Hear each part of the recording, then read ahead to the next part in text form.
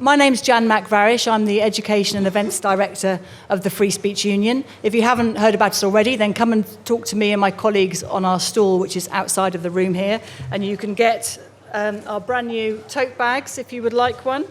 You can find out about joining the Free Speech Union. We've even got stickers that you can get, all that kind of thing. But we're a 4.5-year-old organisation that has grown to 20,000 members in that period, and 5,000 of those joined in the last 3 months since the government changed. So that might give you some kind of indication of the level of concern, which I think will probably be shared in this room. So today, this session, the purpose of it is to focus on a very particular aspect of our contemporary free speech issues, and that is academic freedom and freedom of speech on campus. So the question we're thinking about is academic freedom still under threat? And obviously the context is that there was a Higher Education Freedom of Speech Act that had been passed by the House of Parliament, but that was then kiboshed pretty swiftly when Bridget Phillipson became Education Secretary, when Labour came into power. So we're talking about the state of education law and how that protects free speech on campus,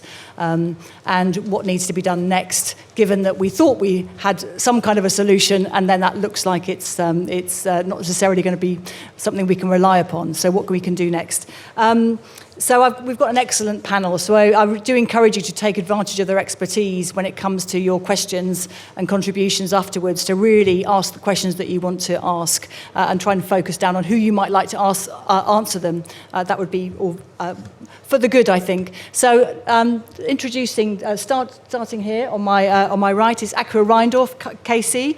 Akua is a barrister, a commissioner of the Equality and Human Rights Commission. She's an employment judge and a visiting senior fellow at the London School of Economics. She's taken a leading role in analysing and responding to many of the notorious cases of academic no-platformings and houndings.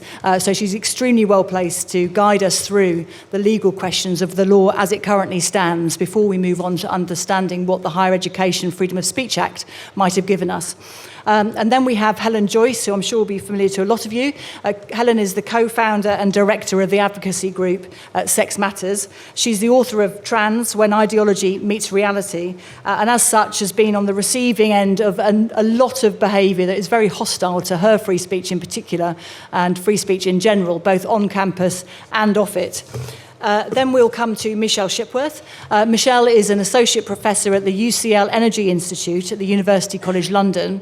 There she teaches on her own module called Data Detectives, which is designed for master's students, teaching them to critically evaluate secondary data and factual claims. However, she was shut out of her own course by UCL management when a Chinese student complained about one of the examples she'd been using in her case for years. But she'll explain a lot more about that later on. And then we come to my colleague, Dr. Bryn Harris. Bryn is our Chief Legal Counsel at the Free Speech Union, which means that he directs decision-making in our legal cases and in our legislative work. He's been working on the FSU's application for judicial review to challenge the government's decision to throw the Higher Education and Freedom of Speech Act in the bin. So Bryn can talk us through our challenge to that and the importance of that act. And then we come to Graham Stringer MP at the end of the table. He's a Member of Parliament for Blackley and Middleton South in Greater Manchester.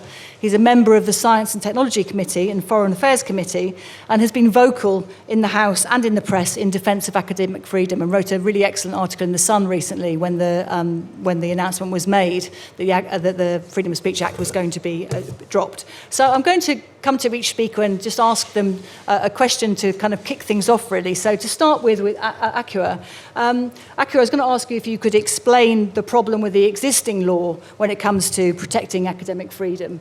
Yes, certainly, I will do. I'm sorry, everybody, to be here doing the very boring bit of law, but do stick around because Helen and Michelle will tell you the fun human stories. I don't know how much fun they were for them, but I'm just going to run you through the law. Before I do that, I have to say I'm here in my capacity as a barrister in independent practice and not in any other capacity.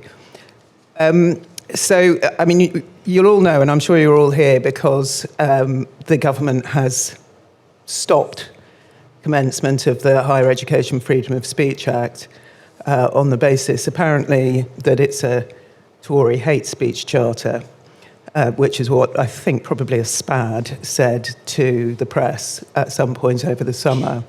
And one of the important things to know about that Act, which was passed by Parliament last year, is that it's not strictly speaking a consolidating Act, but it really does consolidate the existing law. It doesn't really go very much further than the existing law. And Bryn will later take you through the challenge to the pausing of the Act. What I'm going to do is talk to you about what the existing law is and try to convey to you just how complicated and messy it really is. And it's important to remember when thinking about what the current law is that this is what university administrators have to negotiate when they get a case internally about Israel and Palestine or about sex and gender, those are the two issues that just come up over and over again. And this law is just so messy and so complicated that really, as I hope you'll see, in a complex case, you basically just have to get a lawyer in, which is fine by me, but it doesn't work very well. Whereas the HEFA, the new Act, would have tied it all up relatively nicely with guidance in a way which might have stood a chance of being more easily applied. So the law that the universities currently have to apply consists of several different strands. Academic freedom itself is not quite the same thing as freedom of speech. It's sort of related to freedom of speech, but it is a separate concept. It's a thing which sort of emerged around 100 years ago, maybe just over, as a distinct enforceable right in a way. It's a thing which is very much based on Enlightenment values. It's about academics having the freedom to sort of access some separate realm of objective truth and knowledge, sort of outside orthodoxy or politics or society. And it's important to have that sort of Enlightenment basis of it in mind when you're thinking about how it might be now a contested issue. And it's also important to remember that over time, it became something that was sort of claimed by the left. So in the 60s, at the LSE, the Council for Academic Freedom and Democracy was something that was founded by Ralph Miliband, for instance. And I think really like most speech-related or free speech-related ideas, it's something that's claimed at any given time by whoever feels that they're not in cultural ascendancy. That might be something that people want to think about for questions. But what it is, academic freedom, is really the freedom to pursue knowledge and truth without suffering adverse consequences in the academy. And it has boundaries to it. So, it's to do with not just your academic work, but speech and expression in and out of the academy, which is sort of has an element of scholarship, an academic element to it, is rigorous and so on. It doesn't have to be right, but it has to be, to a certain extent, respectable. It's not enshrined currently in any legislation that directly applies to universities, but it does indirectly apply to them because the Office for Students Registration Conditions, which are legislative, require universities to have in their founding documents and to apply in practice the concept of academic freedom. And they all have them in they all have it in their constitutions. So it's something which they have sort of floating about, and that they know there's a sort of umbrella type requirement on them to observe, not that they necessarily do so. Another source for a type of academic freedom is in the Human Rights Act, which, as I'm sure you all know, incorporates the European Convention of Human Rights into domestic law. Now, what is in the Human Rights Act is freedom of speech, which, as I say, is a slightly different thing to academic freedom. It's a much wider concept, and it applies to universities in various ways. In some ways, when a university is acting as a public authority, so if it's putting on a speech, for a seminar for the public or whatever, it's directly subject to the Human Rights Act. But in its relationships with its staff and students, those are private law relationships, so the Human Rights Act doesn't apply to them. But if staff or students wanted to bring a claim in a court or tribunal against the university under other domestic legislation, then that other domestic legislation would have to be interpreted in a way by the judge which is compliant with the Human Rights Act. So it has an indirect effect in that way. And freedom of speech under Article 10 of the Convention has a concept within it which is sometimes called freedom of academic speech or academic freedom of speech, which is, as I say, different to academic freedom, confusingly. It has its own legal framework, which I won't bore you with, but boundaries and exceptions. And like all free speech almost all free speech under the Convention, it can be subjected to restrictions and penalties if it's legal and proportionate for the authority or the university or whatever to do so. But for academic speech, the hurdle for those sorts of restrictions to be applied to it is much higher than it is for other types of speech. So that's another version of academic free speech or freedom or academic freedom. And yet another source is under the Equality Act. Recently, as most of you will know, Maya Forstater, who's here with us today, won her case in the Employment Appeal Tribunal, which established that gender-critical beliefs are protected beliefs for the purposes of the Equality Act. And there's been an explosion of cases where claimants have used the prohibition on discrimination because of protected philosophical beliefs as a way to enforce freedom of speech rights through the equality legislation, through the Equality Act. It's really, really complicated legally, or less so now, but it's not straightforward. And again, the Equality Act has to be interpreted in a way which is compliant with the Human Rights Act. So it's all becoming a bit circular. But essentially, this is actually the only way in which really an academic can enforce their academic freedom or free speech rights in any meaningful way is through the Human Rights Act isn't meaningfully enforceable, and neither are the academic freedom bits in constitutions. So this is the only realistically enforceable right, and it's complicated and it's very indirect. There's a right not to suffer discrimination because you hold a particular belief. It has significant drawbacks. It can't be used by visiting speakers. You have to hold the belief. Michelle will come on to explain how it let her down. To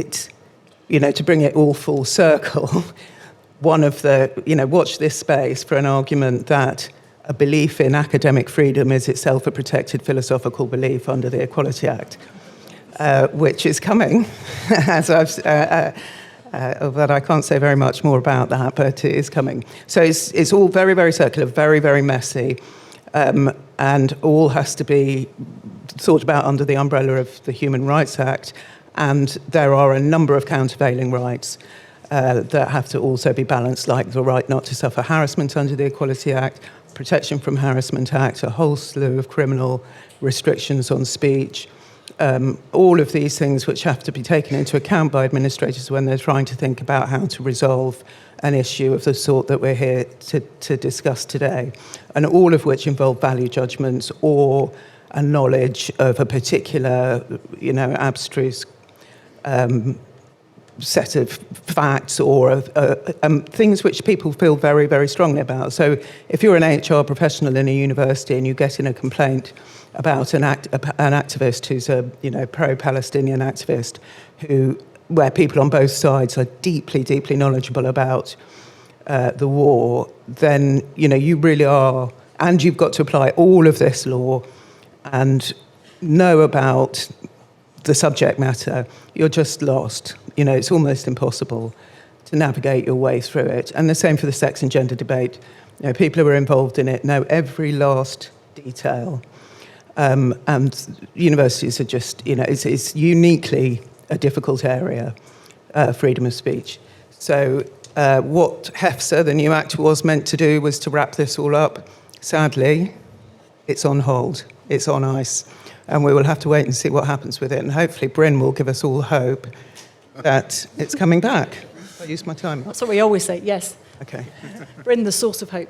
And Helen, moving on to you. So your experience, who's seen the videos or heard about Helen's story at Cambridge? Hands up. Oh dear, because I was intending to tell it. Yes, but there'll be more. There'll be more detail that they don't know. I wasn't doing that to catch you up. It was more to try and get a sense of whether he needs to. So the thing I thought would be helpful if you explain to us is the kind of limitations of the current law when it comes to letting staff know how they ought to be behaving, and also how students need to know and understand the rules of the university. Sure. So a bit more than 2 years ago, I was asked by a professor of philosophy at Cambridge called Arif Ahmed, who went on to become the first director of free speech, who was going to be the person who was overseeing HEFA, or HEFSA, if I would come and talk at his college Keys in Cambridge, and we would talk about, the fact that there are two sexes and sometimes colleges, which apparently is the nearest you can get to being a Nazi in modern-day Britain. And what happened was that the senior staff at the college decided that they didn't like the look of this at all, and they sent out an all staff and all students email. This is a quote from it: "Freedom of expression is a fundamental principle which we wholeheartedly support. Individuals should be able to speak freely within the law. Views should then be challenged by debate, key in academic freedom. This is the case no matter the subject or topic." Claire Fox could have said this morning, couldn't she? The next word, however. On some issues which affect our community, we cannot stay neutral. We do not condone or endorse views that Helen Joyce has expressed on transgender people, which we consider offensive, insulting, and hateful. We have worked hard, blah, blah, blah, diverse, inclusive, and welcoming. I really felt very welcomed and included. We feel that events such as this do not contribute to this aim. So they refused to let Arif use the college network, the email network, to publicise the event. And I mean, literally thousands of times a year, academics at Cambridge, Oxford, other universities, tens of thousands across the country, will just book a room. There's no fee. You just book it. There's a system. You send out an email. You tell people to turn up and hear about, gene expression in woodlice or something like that. And 6 people turn up or whatever, and you do your thing. So it was just meant to be like that. And then 24 hours before the talk, they said that it had to be ticketed. So, of course, immediately the tickets got booked up by people who didn't want anyone to hear me. We had to book another overflow room. I had to turn up 3 hours beforehand. Students turned up early because they were telling Arif they were afraid to be seen going in, and they were smuggled in the back. And in fact, a lot of the seats were empty, and the people in the overflow room took them instead. And then during the talk, there was a big protest outside. Well, they've got a bit smarter recently, but I walked through the protest myself to get there, and nobody said anything, so they obviously hadn't done their research. But they did come in. Some of them broke away and came into the college and managed to get in around the back, and they started banging on the doors while I was speaking, and I was very determined not to stop. So there's a recording, I think it's back up on YouTube now, of the event, and you can't hear this because we were mic'd up, so it was on a lapel mic. But actually, I couldn't hear myself speak. But I was really very determined to keep speaking. I really don't know what I was saying. There was about 5 minutes when I just kept, it was as if I was talking out to a speech in American Congress or something. I wrote an open letter to them before the event and said, do come, tell me what it is I said that was so bad, turn up and say so. Never got an answer. And they continue. They continue doing this. They continue to defame me 2 years later. So in 3 recent issues of Varsity, which is the university magazine for Cambridge, the outgoing master of the college, Pips, they were called Pips and Andrew, the pair of them, so babyish, like a pair of, nasty little CBeebies presenters.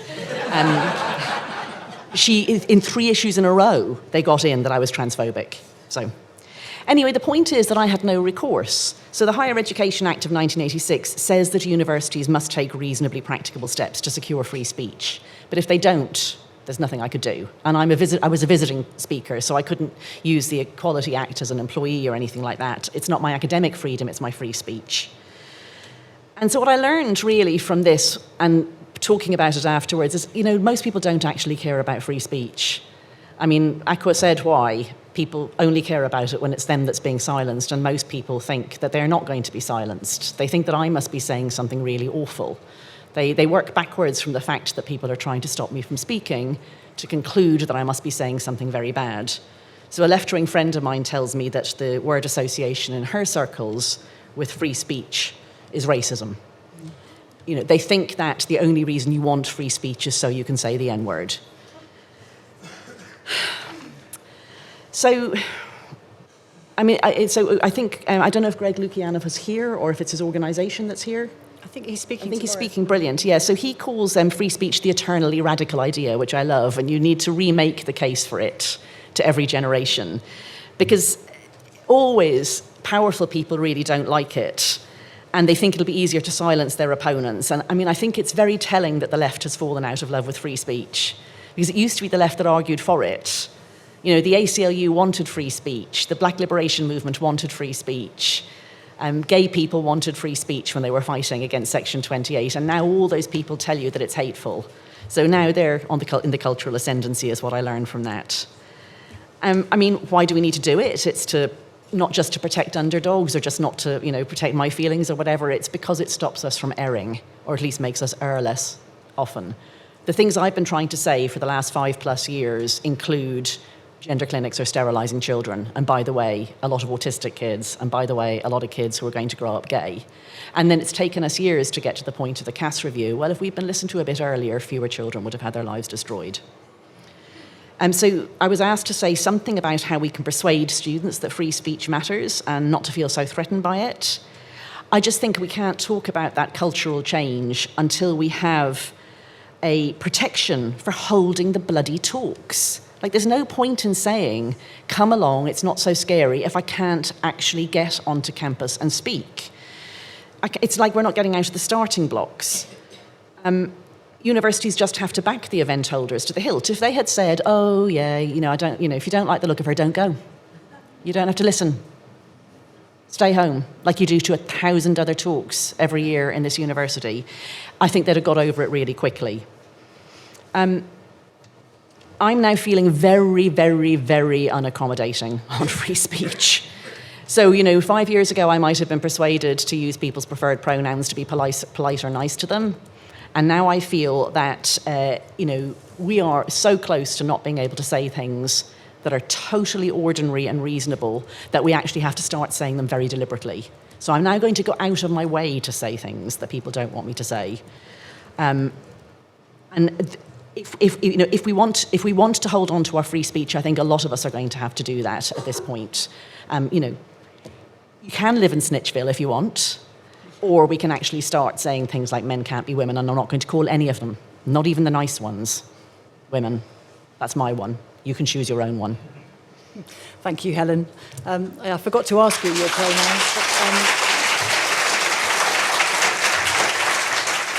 And then we're going to move on to Michelle. So, Michelle, I was going to ask you if you could sort of, in your case, it's a very different set of pressures and complainants. So, and the issues are different. So if you could explain through illustrating your case, what other things people have to factor in when they're thinking about academic freedom, that would be very helpful. Super, thank you. So this time last year, I was sitting approximately where Thomas is right now. I asked a question that reflected my bafflement at a student complaint and my head of department urging staff to be mindful of geopolitical sensitivities all of a sudden. Days before battle, at the start of my class, I asked, why does China have so many slaves? And I shared a world map from the 2014 Global Slavery Index, which coloured China medium-low for the level of slavery, but it rated it number 2 in the world. I'd used the same teaching exercise for 10 years without any complaint. It was part of the Data Detectives Master's module. Usually in all of the lectures, I pointed out the problems with the factual claims that I'd put up. But that week, the students quickly realised that it was their job. The class demolished the claim over the course of the hour. Only then, at the very end of the class, did a Chinese student complain about the initial phrasing. I was really puzzled by this. I've spent the last year being very puzzled, really, and confused. I explained that I was trying to motivate students to disprove the claim. Days later, my head of department urged staff to be aware of geopolitical sensitivities. Then I came to battle, I asked my question, and Ben from the Free Speech Union gave me his card. He was like a guardian angel, and I did not expect to need the card. After battle, I was told that one student had complained, then that I was told that several students had complained, then I was locked out of my online teaching platform and told to submit my emails for vetting, even though I've been communicating with international students for over 30 years. With FSU, without anyone ever editing them. With FSU's help, I regained my teaching rights, but colleagues insisted that I drop the exercise for future years, and despite there was really good evidence that it actually helped the students to learn. Months later, senior UCL colleagues, the very senior colleagues, actually agreed with me that my academic freedom had been curtailed. I told my departmental colleagues this. 2 days later, departmental colleagues claimed that my 10-year-old teaching exercise was evidence of my bias against Chinese students. My head of department investigated, found no evidence that I was biased, but took my master's module off me anyway, saying that we needed to retain a good reputation among future Chinese applicants, and in order to remain commercially viable, because we're so reliant on Chinese students. The Telegraph then put my story on the front page. UCL investigated, and at the end of a very long number of months, it finally agreed that my academic freedom had been curtailed. But I've not been given my master's module back, and now no students on that master's module, or indeed any other master's course that I'm aware of at UCL, no students are learning how to be data detectives. Current law, so the current law on academic freedom doesn't offer me any redress, and there's no current law that can protect me. So the law on academic freedom has got, as Akua's outlined, no practical enforcement mechanisms, and the Equality Act doesn't help me because I wasn't expressing a protected belief. At the time of the class, I did not believe that there were very many slaves in China either. I now know better. Exactly. It's opened my eyes to what's going on in China. So only after going public, because I wasn't paying attention to the China topic at all previously, after going public, I found reports about how the Chinese Communist Party infiltrates and influences universities. So government, security and foreign affairs officers and committees in the UK, in the US and in Australia, and major international human rights organisations have all reported that the Chinese government uses Chinese student groups and language institutes to be the eyes and ears and the enforcers on campus. Chinese students they're recruited to oppose any event or expression of views that the CCP, Chinese Communist Party, might not like.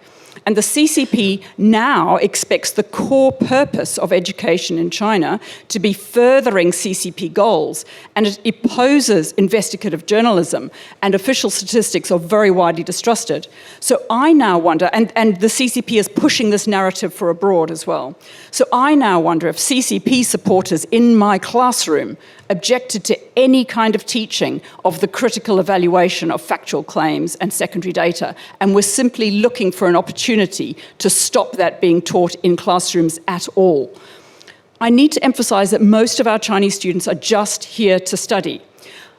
And they are the ones very often most at risk because they never know who of their peers might report them to the embassy for saying something that the CCP might disapprove of. And that would put them and their families in very real danger. But anyone who then stands up to this, someone like me who stands up to this, is inevitably accused of racism or threatened with a reduction in Chinese student numbers from the embassies, for instance. The reports that I had read, so these are government reports, Human Rights Watch reports, etc., they were all in agreement that to combat these pressures, universities had to ensure academic freedom, i.e. they had to actually take steps to ensure academic freedom. And universities, like mine, have dismally failed to do this. And the only bright spot that was on the horizon at the time that all of this was kicking off was the Higher Education Freedom of Speech Act. And then, of course, the Education Secretary decided that she wasn't going to implement it.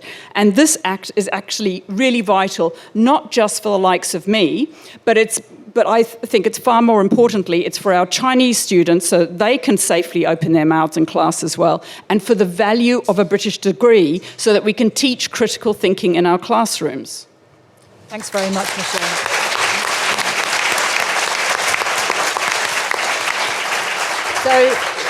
So if Bryn can now explain how the Higher Education Freedom of Speech Act might have helped in some of these instances and what it is that the FSU is doing to try to rectify the situation. Thank you, Jan. So it's my task to inspire hope, which is a pretty tall order. I'm going to start with what's going on with the campaign or the legal action to get the Higher Education Act, or HEFA, reinstated. So just by way of background, as I'm sure many of you know, the Act was passed by Parliament and enacted in 2023. In April of this year, the ministers of the previous government commenced it, which is to say a sort of an executive ministerial act, commence it. And then, as we all know, Bridget Phillipson, in one of her first acts, revoked that commencement. First of all, we should be clear that we're not talking about, at least at this stage, we're not talking about repeal of the Act. It's very common for Parliament to say in a commencement section, once this Act has been passed, a minister will have discretion to say when it comes into force. Now, this doesn't mean, obviously, and I think even the slightest grasp of the UK Constitution would tell us, this doesn't mean, therefore, that Parliament is enacting legislation and then saying, over to you, Minister, do you want this to be the law or not? There's an expectation that when Parliament enacts legislation, that it will be enacted. There are, however, some circumstances where the Minister needs that discretion. So let's say Parliament has legislated for something rather expensive and then there's a financial crisis.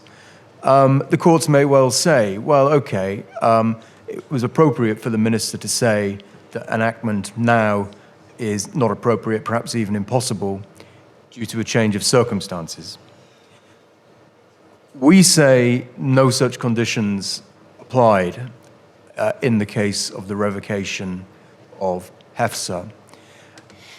Bridget Phillipson came up with a number of explanations and expressed in a wide array of wording, which suggesting she was acting on the hoof and perhaps not in the most thoughtful way. But she said, in particular, that the protection of, or enhanced protections of free speech would lead anxious universities to err in favor of securing speech, and that would mean particularly securing anti-Semitic speech or Holocaust denial. And following the 7th of October and the very real increase in anti-Semitism, that was an unacceptable change of circumstance.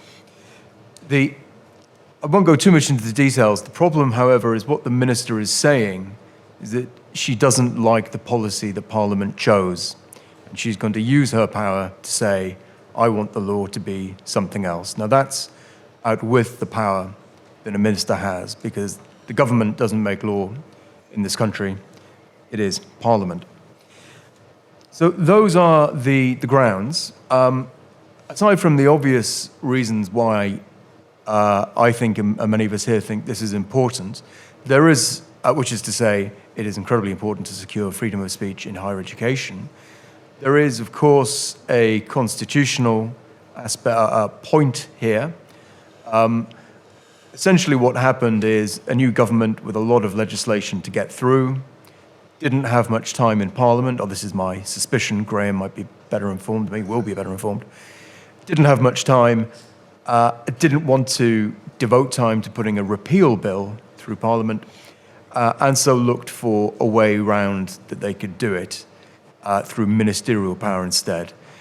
That is essentially an attempt to get around or even subvert the proper power of Parliament to determine what the law is.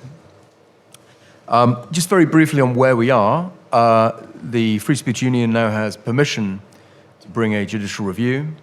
That is to say, the court has assessed our claim and decided that it is arguable, which we were pretty sure of. There is an expedited timetable, because the High Court accepts that this is important and needs to be determined quickly. The government's therefore under an expedited timetable to give its defence. What we've seen of its case so far is unpersuasive and does not answer our claim. And we think that a hearing will be somewhere around the middle of January. It should be said that although it is a legal dispute at the moment, we think it's likely that the government will seek to essentially preempt and knock on the head this judicial review by making a political decision that makes it moot and academic, which is to say, the government will either repeal the act entirely, and we can't challenge that because it's an act of Parliament, or it will decide to part commence, which is to say, strip it down a bit, prune out one or two of the provisions that triggered some people, and see if that satisfies us. What I think we need to do is to make repeal the painful option, to make it the awkward, messy, neuralgic thing that would involve embarrassing parliamentary debates. There was already an urgent question in both houses recently, in which certainly the Minister in the Commons didn't fare well. Some of you may have seen that Rishi Sunak asked Keir Starmer at PMQs and got a slightly flat-footed response. So there are some issues here, particularly the China angle, that it's embarrassing and it's difficult. And what we want is for this to be continuously difficult, such that the government will not want to bring this into Parliament and invite repeated and renewed criticism of what they've done. It's also fair to say that the entire purpose of this revocation was because they didn't want to take it through Parliament. They didn't want to devote time to a repeal bill. If they now have to do that because Phillipson made a complete hash of it, which is what has happened, I don't think that will make them any more disposed to taking it through Parliament. So I think that is where we are. I think there are options if we don't get anywhere. Let's say there is repeal. I don't think that's the end of the story. I won't go into it now, but Akua mentioned consolidation. I think there's much more we can do, even with existing law, to consolidate it, to bring it together, to bring together domestic and convention law. So nil desperandum. I think whatever happens, we will continue to fight, and I think the stronger arguments are on our side. Fantastic. Thanks, Bryn. You can always rely on Bryn to bring a bit of Latin into proceedings. Raise the tone. Graham, so from your perspective, from inside Parliament, could you just enlighten us as to what the thinking is, or what lack of thinking there might be going on here? I can tell you what's been said. Okay. Thinking's a more difficult question in that. Just let me say, I just looked through the agenda. I'm the only Member of Parliament on the agenda today, and Richard Tice is speaking tomorrow. We are the only two people coming into the building, as far as I know, who have an absolute right to freedom of speech in the House of Commons. It's a privilege that was granted in 1689 because the people who were setting up a brand new constitution for the country then recognised you can't have democracy without freedom of speech. And so in that sense, MPs understand the importance of that privilege. It doesn't seem to have worked its way through necessarily to the response of my government, I'm a Labour MP, to the implementation of the Higher Education Freedom of Speech Act. In preparation for this meeting, I went through the second reading of that bill. I took part in the statement that Catherine McGinnell made about why the Act wasn't being implemented, and I intend to tell you what was said. But there is a sort of bad smell, really, at the beginning of this process. You can always tell if ministers are up to no good. Most ministers like the platform of coming into the House of Commons and making a statement. If a statement is sneaked out in written form on a Thursday afternoon with no publicity, then there is dirty work at the crossroads, really. And that's what happened to the that was what happened to the statement saying that this wasn't going to be implemented. It's got all the hallmarks of something the government know to be a bad decision. The other telling thing is that a junior minister was sent along and not the Secretary of State when there was an urgent question. I made 2 points in that, which I will start with. One, we've just been elected as a Labour government with a manifesto that mentioned extending freedom of speech to some of the elected assemblies in the country. But there was no mention of the Higher Education Freedom of Speech Act. Again, taking a decision not to implement an act fully when you've just had the ability to tell the country what you're going to do, I think smells a bit, and I explained that I would withdraw my support on that basis alone. The second question, what Catherine said when she was making the statement, was one of the major reasons for not implementing it was that there was too much burden on universities. Now, let me recognise to start with that many of our universities are pretty close to bankruptcy at the present time, and how they're surviving is on overseas students, particularly from the Middle East and China. And I have no doubt that there has been pressure from the universities to say we cannot afford to lose our Chinese students or our Middle East students, and they actually don't like the things that we've just heard now. And how, Catherine in response said, no, she didn't believe that was the case.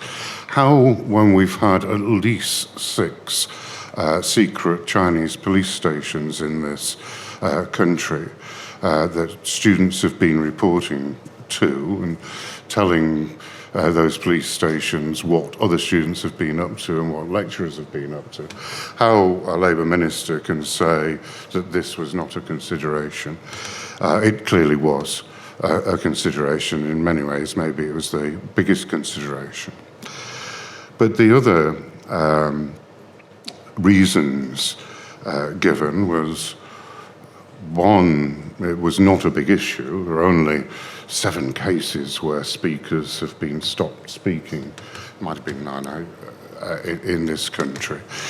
But that doesn't take into account the importance of those people who have, like Catherine Stock and others, who have lost their jobs and not been allowed to put their case forward, and those cases where people have just shut up. There has been self-denial of saying things that they think would get them into trouble. So that clearly is a major issue, but that's not what the minister was saying. The most bizarre reason, it wasn't given by a minister, it was given by a Labour MP in the second reading debate, Ribeiro Addy, gave this as a reason that, well, if we did this, we might have to engage in debate with those people who don't believe women should have equal rights.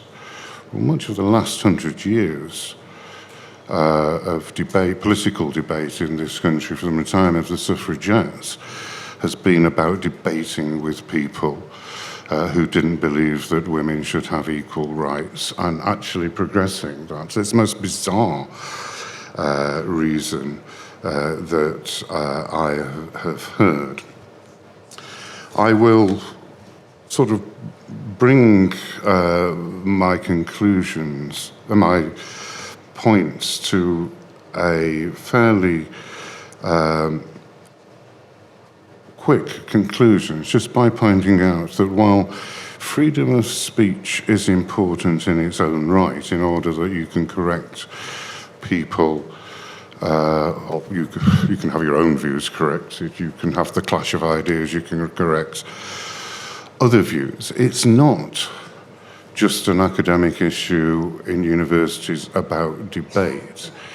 It has real-world consequences, as the Cass report showed. Children were damaged over many years because of the pressure from people not to explain what evidence there was, or to challenge how little evidence there was, which Cass pointed out. And finally, my own experience during the lockdowns on COVID, where I upset the whips quite a lot by pointing out some of the misinterpretation, I think, of the science on COVID and the ill-thought-out consequences of the lockdown itself. The fact that there were not scientific red teams challenging the science, the fact that, again, my party wanted more of many of the bad decisions, and I would estimate that led to a waste of expenditure, not counting the impacts on the country's economy, of between 200 and 300 billion pounds. I think Rachel would be rather glad of some of that 200 to 300 billion pounds as she sits down to do the budget now. So there are real-world consequences of stopping people speaking, stopping people challenging ideas, and eventually, and I'll finish on this point because I think I'm obscuring a quote from George Orwell behind me, but there's another quote which I didn't know that quote was going to be there, and I may be misremembering this quote from 1984, but it boiled down to the fact that freedom of speech, freedom means having the right to tell people that 2 and 2 equals 4, not if the establishment tells you 2 and 2 equals 5. It means the right to tell the truth effectively, and without that you don't have democracies, and universities can't function in the way that they were meant to. Thank you very much, panel.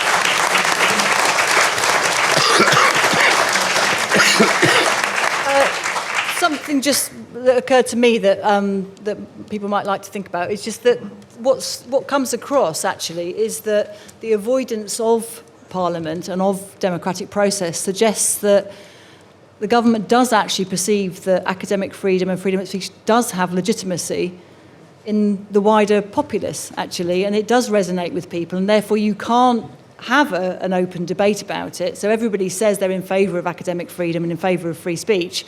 However, but there's always a but. And so it's kind of, I think it's kind of interesting, and maybe that is one of the sources of hope, that actually there is still quite a widespread recognition that free speech is essential to truth seeking. But maybe you can give us examples of where you think that no longer stands.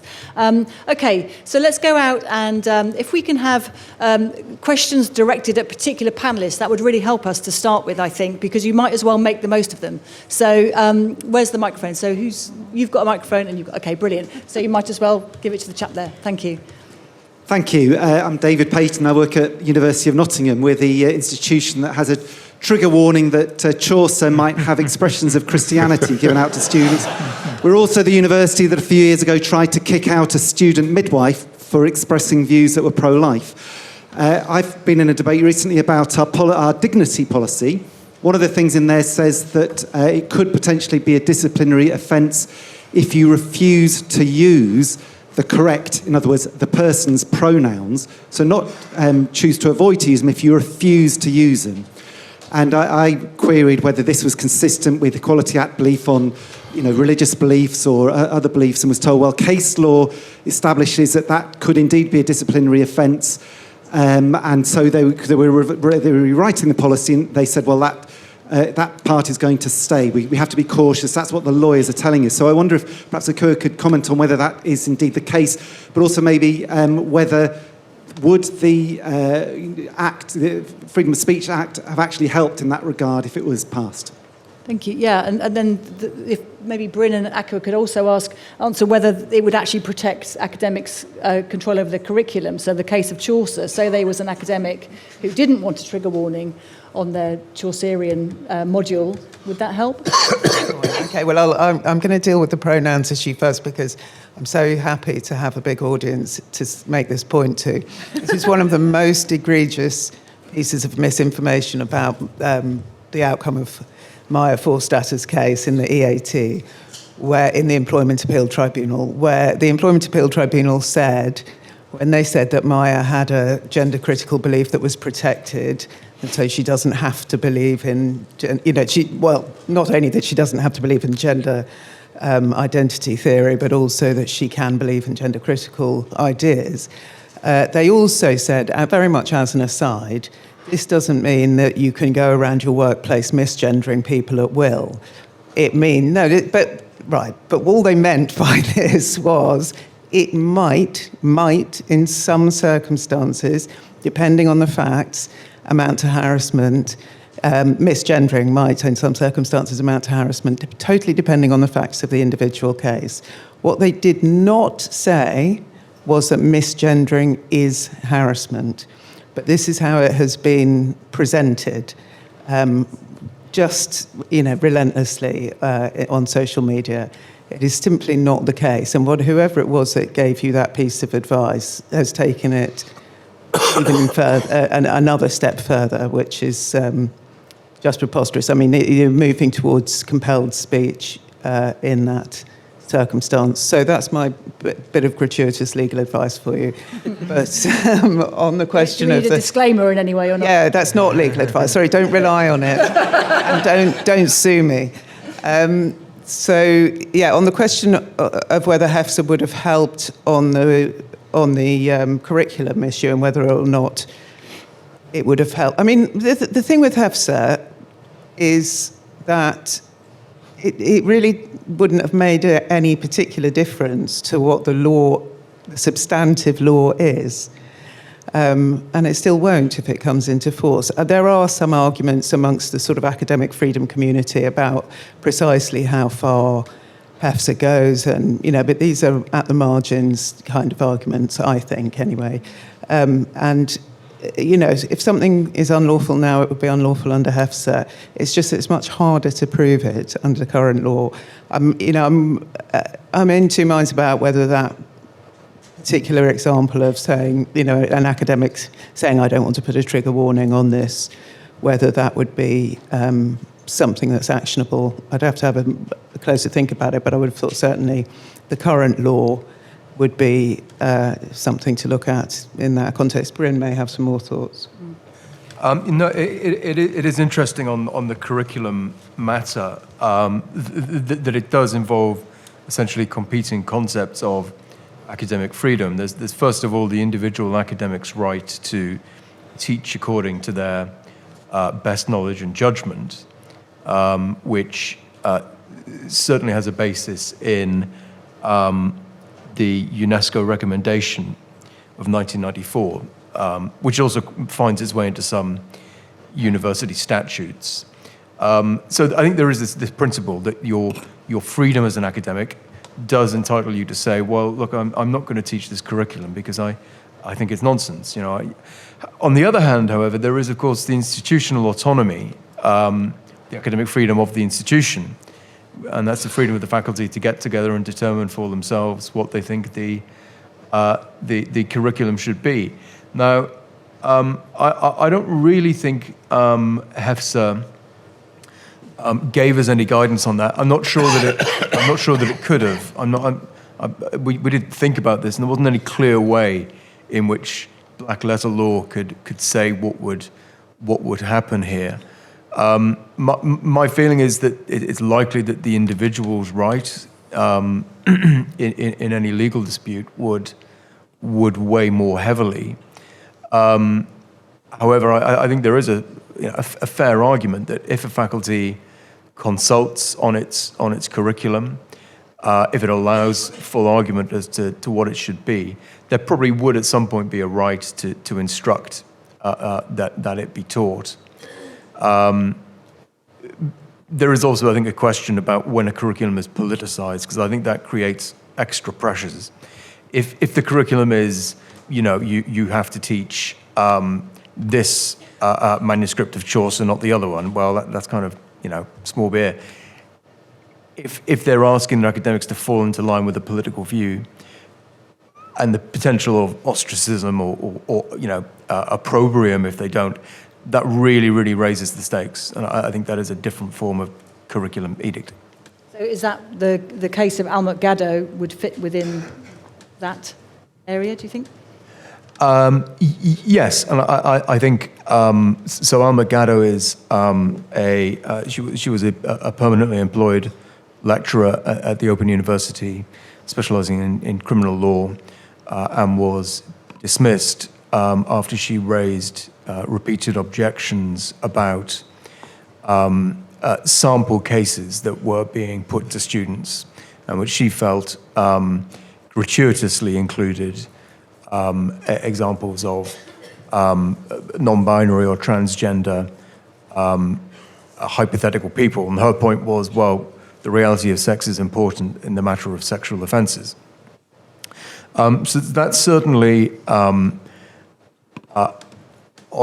its face. I mean, it's to go before the tribunal. There are some things that make that a strong academic freedom case. Somebody speaking within the core of their expertise, engaging in debate with other academics about what the curriculum should be. So I think that to answer your question, Jan, is a very strong example of where academic free expression should probably be protected at its highest extent. Okay, thank you. Helen, you wanted to say something? I just wanted to say that, this law, it's simultaneously being described as absolutely enormous, like it's going to bankrupt universities and, allow Holocaust denial on campus. And at the same time, people are telling you it doesn't change what academic freedom or free speech on campus are at all. It just gives you an enforcement mechanism. And I think that, obviously the latter is true. That's correct legally. What's going on is that, vice chancellors are like all bosses. Why would they want a new regulation? They don't even need to know what the regulation is to say they don't want it. So they just don't want to have to engage with this. They want to have impunity because everybody wants impunity when it's them. It's that simple. Sorry, Jen, I want to respond to that as well, if I may. The difficulty with that position, and I agree with what Helen said, is that I think what perhaps they're not appreciating is that they have the choice between an incredibly messy legal landscape, as I described to you earlier, and having to navigate that and having to pay expensive lawyers every time they have an issue, and having it all bundled up into a nice package with a bow on it, with a free complaints process operated by the Office for Students. They don't seem to understand the point that this is not new law, it's not new regulation, it's easier than what we currently have. For them, it's easier, and for everyone. Thank you. Right. Have you got your hand up because you want to speak as well? You go first, and then we'll go to the back of the room. Yeah. Well, I've got two questions. One's towards Graham, which is how can we fundamentally trust bodies like universities to maintain and keep academic freedom when they are fundamentally entirely at the whim of market forces? They have to appeal towards young students, and that's to seem as, though I don't like the phrase, as woke as possible, or as appealing to international students, which, as we've already talked about because of the cap on student finances that they so heavily require. So I'll put that to you. Helen, I personally am from the University of Exeter. I've been a member of the Debating Society there, Exeter Debating Society, for about 5 years now. I can only speak from a student point of view. But I do resonate your views slightly with that, which is that there is no appetite among students, among university students, on any campus I've ever met or outside of these specific circles of which we clandestinely meet. But how are we to inspire a new generation to have any level of commitment to free speech when there are such predominant orthodoxies at play, one might even say quasi-religious orthodoxies, which speak so heavily against the heretics that would claim against it? How are we supposed to be able to have that? Okay, final... no, Oh, right. Got it. Now you can do your job. Thank you. Excellent questions. Thank you. Yes, towards the back, the chap with his hand up. Further back. Yeah, thank you.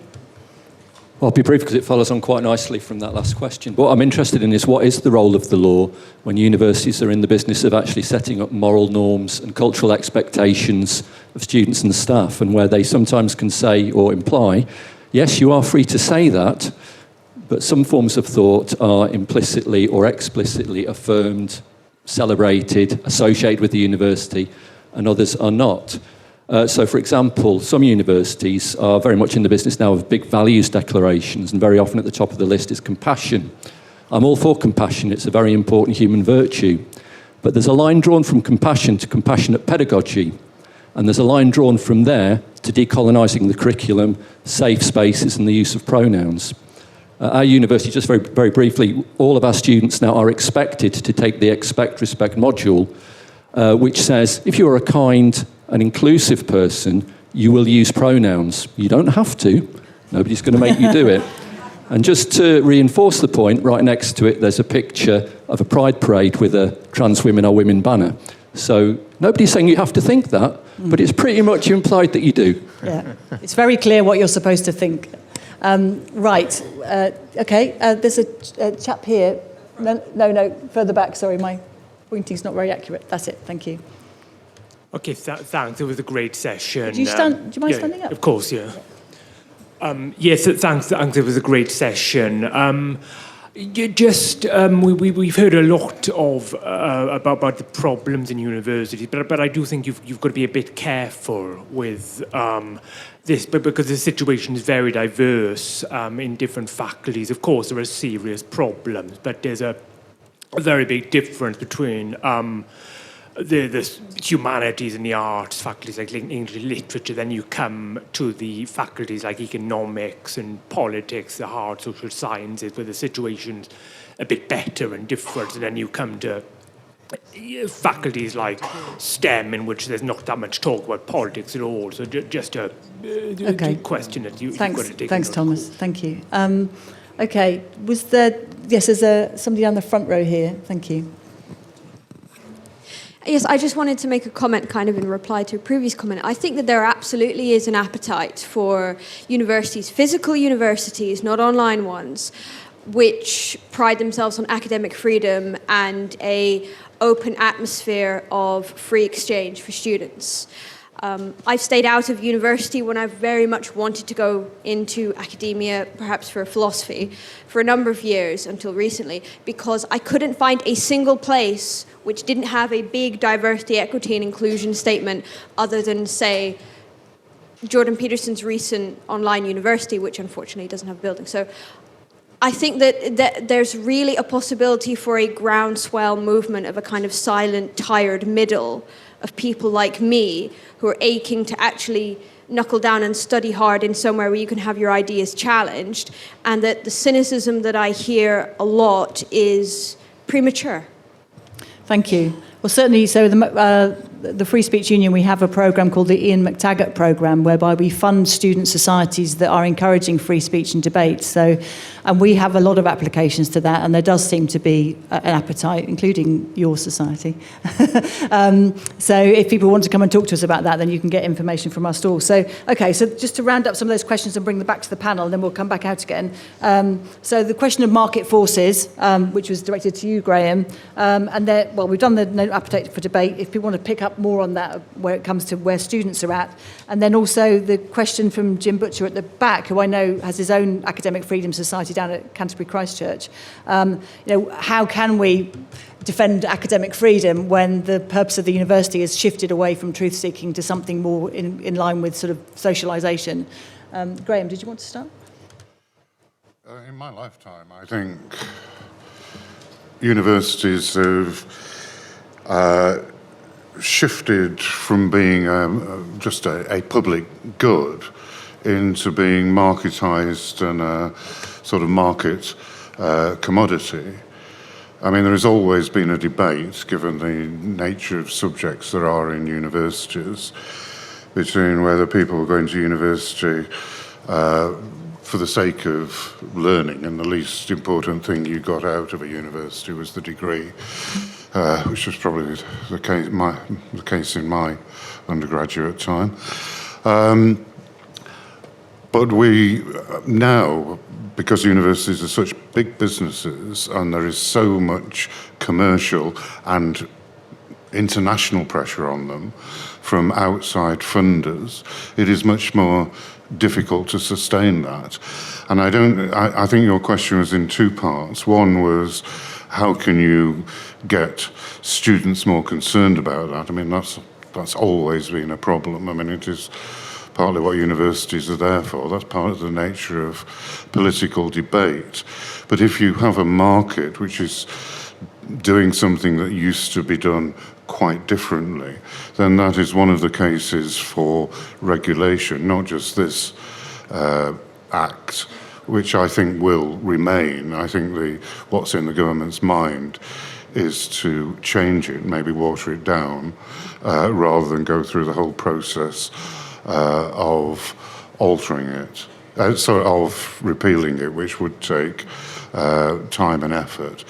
Just one final point, which when I was doing the work for this debate, I came across a book which I read 50 years ago or more, called Warwick University Limited.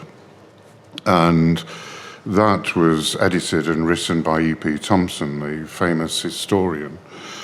And there'd been a sit-in at Warwick where they discovered that Warwick University, which was new then, was keeping files on students and their political opinions.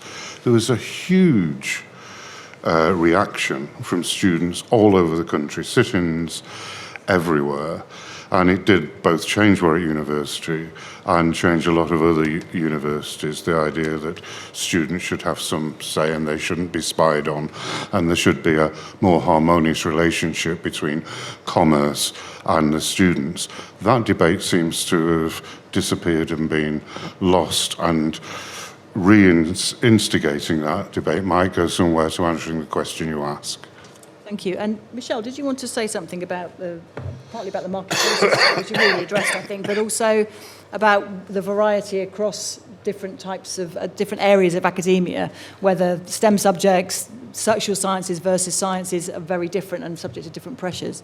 Sure. What I actually wanted to address is the question that suggested that there's very little appetite amongst the student body for academic freedom, and I would say that there's kind of pushes and pulls in that. I've got one story that's rather gloomy and one story that's rather more positive. The rather gloomy story was, in the second week of the module that I've just been speaking about. In the second week of that, I explicitly set it up so that they were going to be having a debate. That whole week was going to be about a debate, and they were going to be debating something that they had known nothing about 2 minutes earlier and cared nothing about. It was going to be, is Jeremy Bentham the heart of UCL? Which you would expect would be almost a nothing debate. And I set them all up sort of in groups, so you develop your argument saying, yes, he is the heart of UCL, and you develop your argument saying, no, he's not the heart of UCL, and now I'll have a few from each come up to the front and you have a debate. And I got the first person to say, right, he is the heart of UCL, and give your argument. And then I said to the next person, the very next person, I said, right, now disagree with him. Go on, disagree with what he just said. And he said, no, I can't disagree with him. I agree with everything. I said, but you've developed your argument to say, no, he's not the heart of UCL. He said, well, yes, I have, but I can't disagree with him. I go, come on, it's going to be fun. so that sort of alerted, and these are master students. I couldn't believe that they just couldn't open their mouths to say, well, I disagree with him, even though that he would have known that he didn't really disagree with him.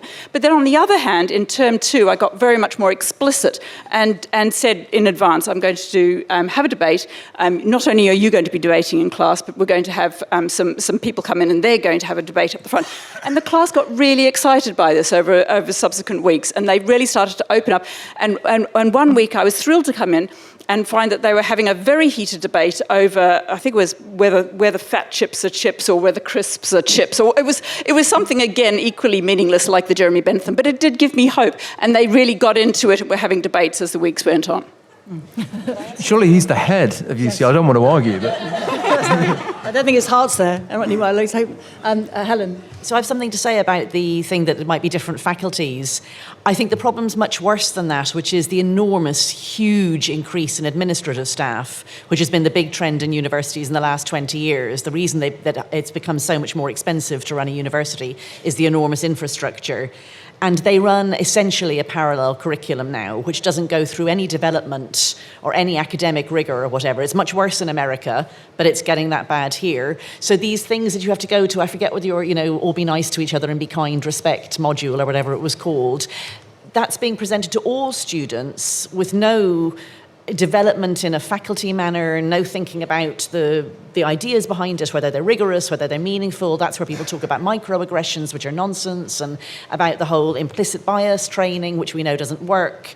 And so 100% of students are being put through that. And then all the signals and signs around it. Someone I know was telling me they turned up at university for the first time a few weeks ago and went along to register and get a key card for the entry to the campus and was asked, do you want a plain lanyard or a Progress Pride lanyard? Which is like saying, are you ordinary or are you special? Are you a bad person or are you a good person? He said, I'll have the ordinary one, thanks. We need a bit more of that. But so that to me is the huge problem, is this development of a parallel curriculum that is teaching unexamined nonsense ideas and without people actually in the faculties themselves necessarily even noticing. Thank you. Right, let's go out again. Sorry. Go on then. Sorry. Okay, I just want to respond to one or two of the points that have been made. On the market forces question, I think that's one of several factors which are creating problems for academic freedom, and others include the precarious employment in which many junior academics are in, which is a real enemy to bravery, and sometimes bravery is what's needed to speak up against the orthodoxy. So that insecurity and the low pay, and also accreditation schemes, which are run by, were particularly prevalent in higher education. So universities will badge their websites with, Stonewall, Diversity Champion, or whoever, Athena Swan, and so on. And these schemes, it seems that Stonewall aren't actually running the Workplace Equality Index this year. Who knows if it'll be back? But these schemes do train universities and other employers on the law, and not always accurately. And they are single interest groups, usually, lobbying groups even, and that can lead to a great deal of misrepresentation of what the law is, and a very heavy emphasis on inclusion, which is conceived of as the enemy of freedom of speech. So that's one thing. On the question that was raised about morality and values declarations, I'm not a fan of values declarations. I have to say they've been very valuable, very fashionable recently, but what is encouraging is that a lot of universities in the US have now started to make declarations of institutional neutrality, which is really helpful, where the sort of top level of the admin declare that they won't be making those sorts of statements in support of this, that, or the other cause. So that's hopefully something which will develop further over here as well. It's because it's really the only way, I think, that a university can truly navigate these very choppy waters.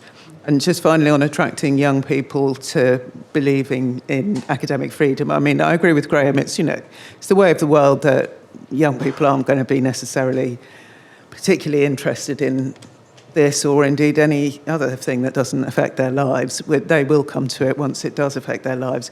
But there is a particular problem with this generation, I think, or people perhaps 40 and under, in that the sort of homo-inspired ideological framework within which they have been taught, and I speak as somebody who went to Sussex and did nothing but read Foucault for 5 years, and that was a long time ago. She's all right now. Yeah, well, I've survived it, just about. Although I did two completely different subjects. I did history of art, and then I did social and political thought, and the two courses were indistinguishable from one another. They really were. It was just Foucault all the way. And that was how many years ago? 30 years ago now. So yeah, but that particular framework of meaning really will always privilege sort of subjectively felt harms of marginalised people above any sense or concept of truth or objectivity. And so that is a particular blockage to, for this particular generation. As I said earlier, academic freedom comes from that sort of Enlightenment-inspired, there is a realm of truth and objectivity, which if we're left alone to apply the scientific method, will reveal itself to us in all its glory. And that's just not part of the framework of meaning for a lot of people these days. But, everything changes in the end. Let's go out for this will be the final round of questions, I'm afraid, and then we'll come back to the panel for their final remarks. I can see the particularly keen people. It's like being a university lecturer again. Right, the chap with although there was no keen students, the chap with the blue jumper. So the people on the left with the microphones, in the middle of the aisle. Mark, if you stand up. Thanks. Thank you very much. Helen touched upon the ideological background to this, and I'm wondering if you agree or disagree with me, that what we're seeing is the emergence of a sort of proto-totalitarian movement in our universities, because it's predicated on the idea that free speech is a zero-sum game. So if some groups have it, others do not. And so the logic of this is that the more you censor in a progressive kind of a way, then the more free the society becomes. And this, of course, has clearly fascistic implications. And I think we should say that, but a lot of people would say that's a rather shrill and over-dramatic way of characterizing what is happening. Thank you. Right, and then there's the person next to the person who's just spoken. Yeah. Hi there. I've got a question for Graham, please. Do you think that a national ban of smartphones in classrooms would be infringing upon academic freedoms of students? Okay, let's keep moving forward. So the next one along. Thank you. Thank you. Just going back to pronouns, and this is for Akua.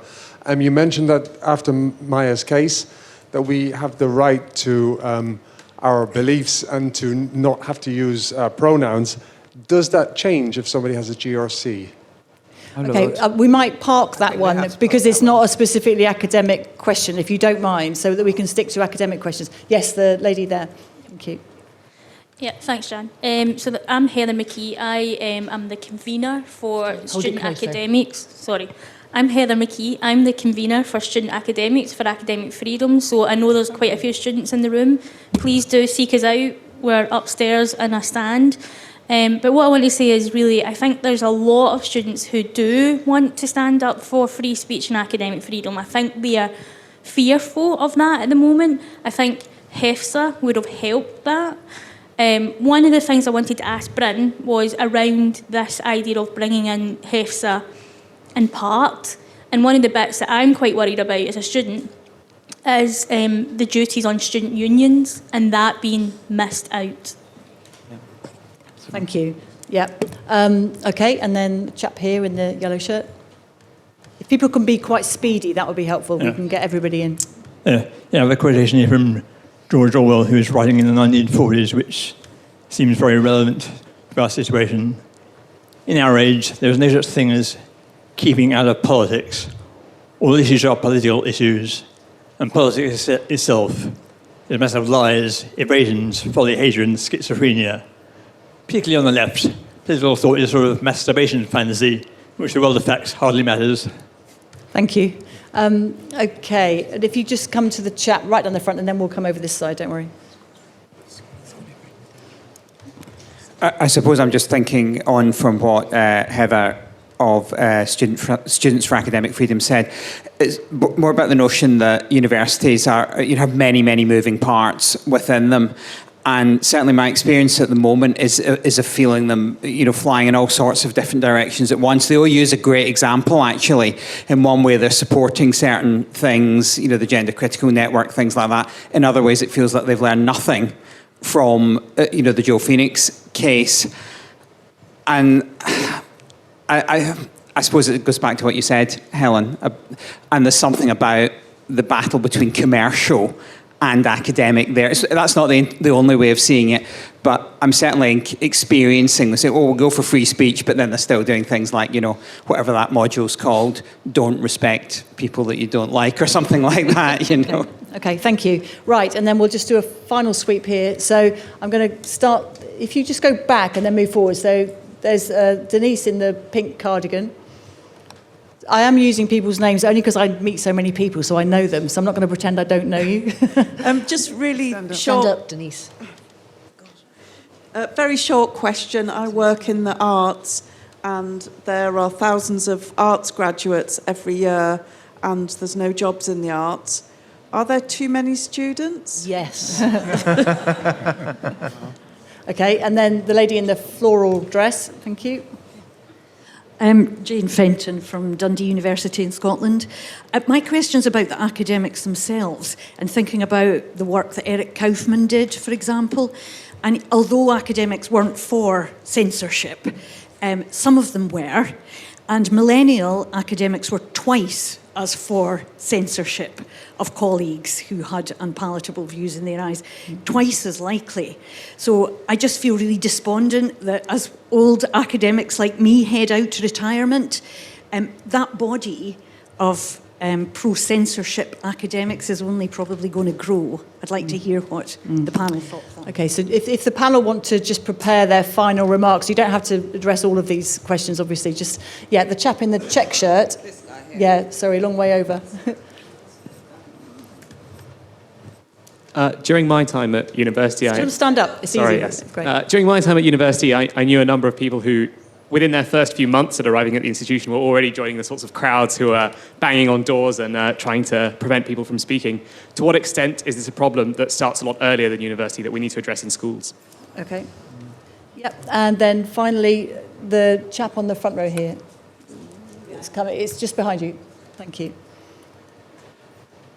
I wanted to ask, is this push for, let's say, diversity shenanigans, is it coming from the students mostly or the teachers? Mm-hmm. And has the universities been about education in the past and now is like, what, making money or something, social programs or whatever? I never went to university just because of these things. It's just waste of money. Thank you.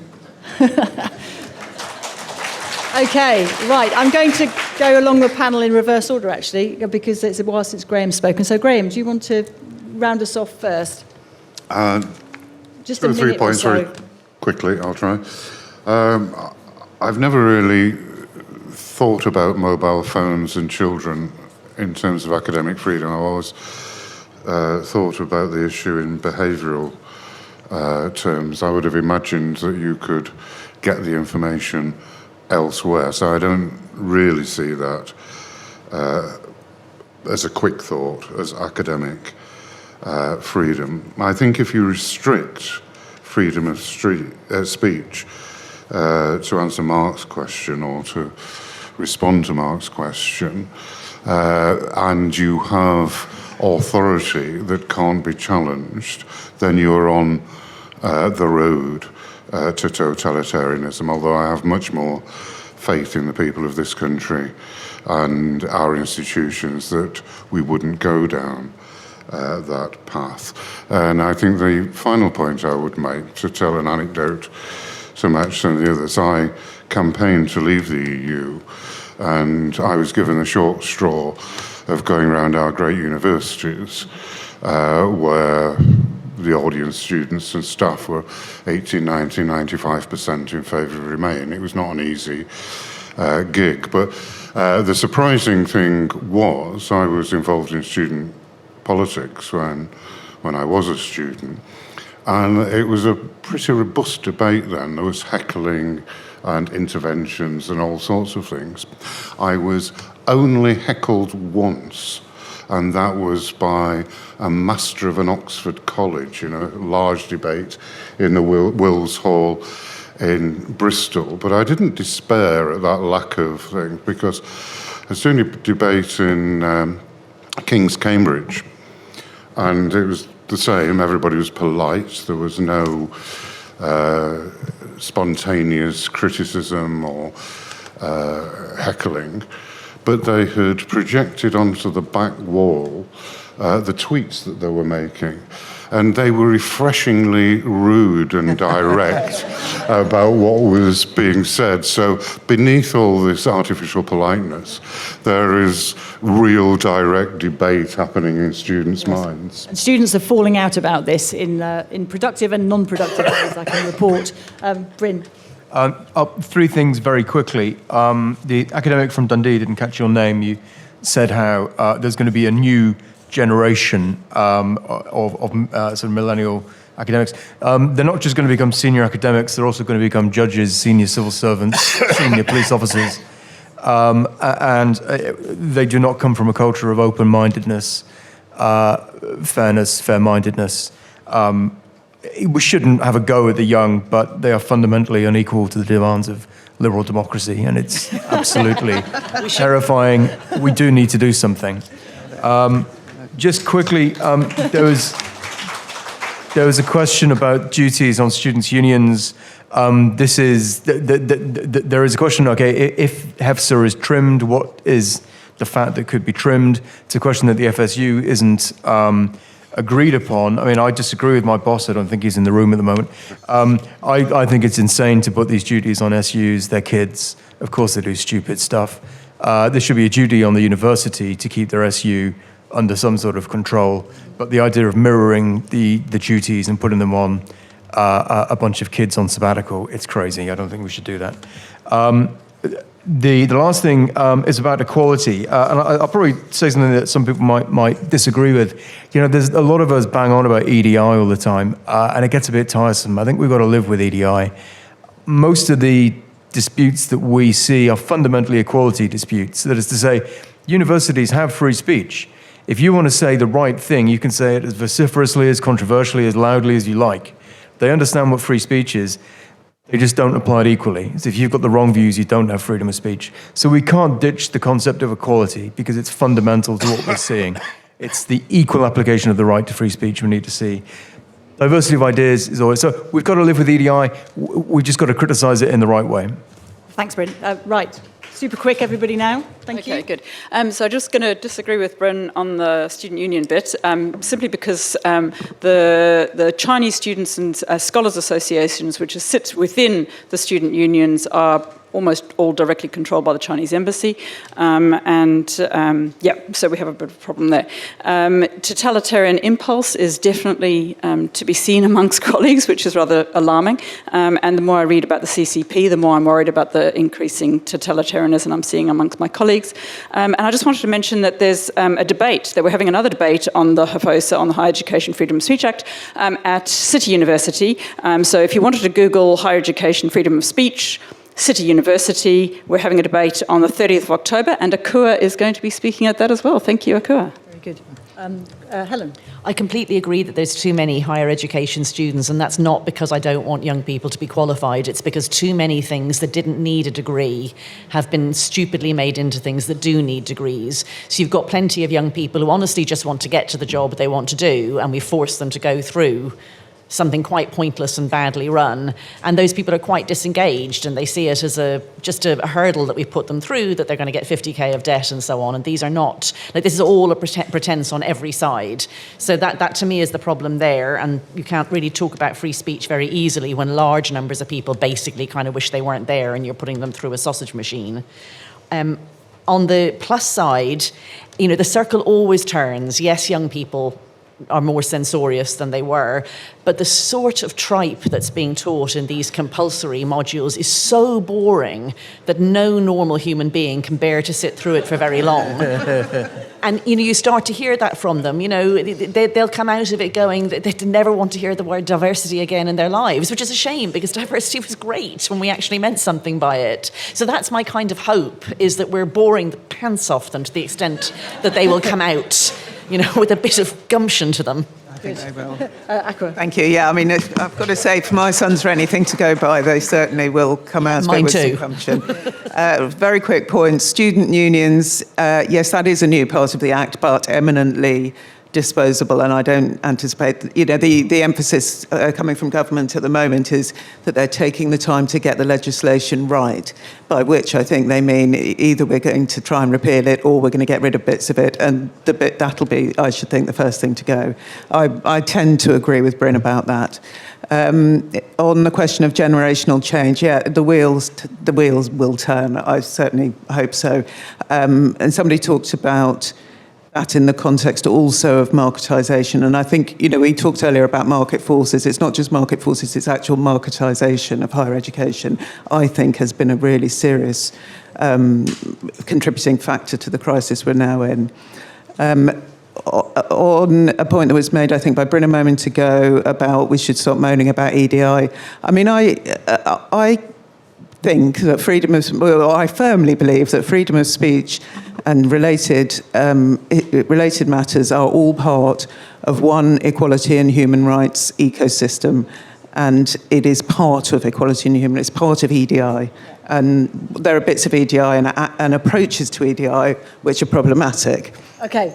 Okay. I'm so sorry to do that, but they're jumping around at the back. I did know that we were supposed to finish on time. Okay, thank you. They were here for us. Thank you very much for coming, everybody. Please exit.